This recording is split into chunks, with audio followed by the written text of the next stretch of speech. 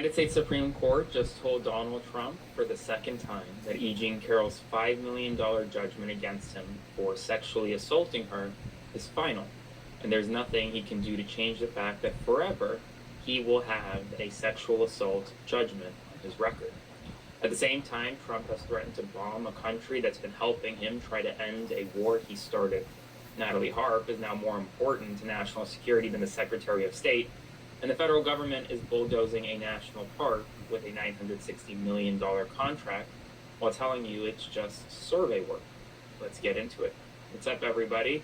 Happy Monday, August 17th, and there's a lot going on, and I don't want to waste your time. Make sure to subscribe if you can to support independent journalism in this moment, especially as those in and around the White House want to discredit this work. We will never stop. We're breaking through together.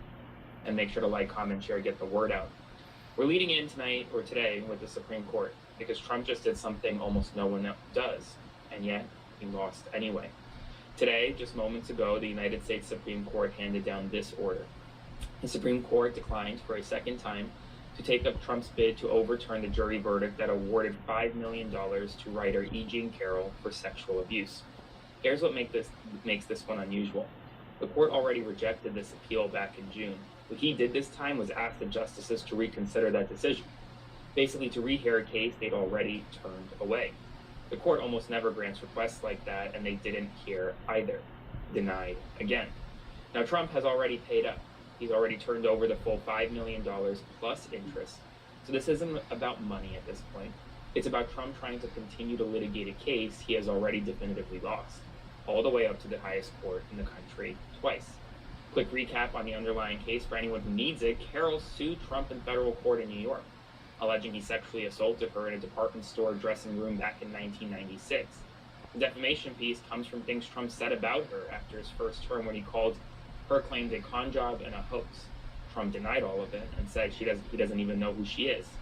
But the jury disagreed.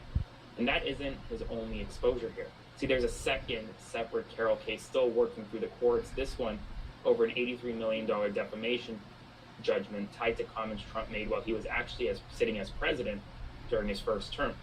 The Supreme Court, is considering whether or not to take him.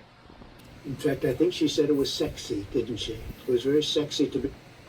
Didn't she say that? So, sir, I just want to confirm, it's your testimony that E. Jean Carroll said that she loved being sexually assaulted by you? Well, based on her interview with Anderson Cooper, I believe that's what took place.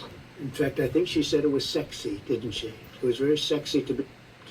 Didn't she say that? So, sir, I just want to confirm, it's your testimony that E. Jean Carroll said that she loved being sexually assaulted by you? Well, based on her interview with Anderson Cooper, I believe that's what took place.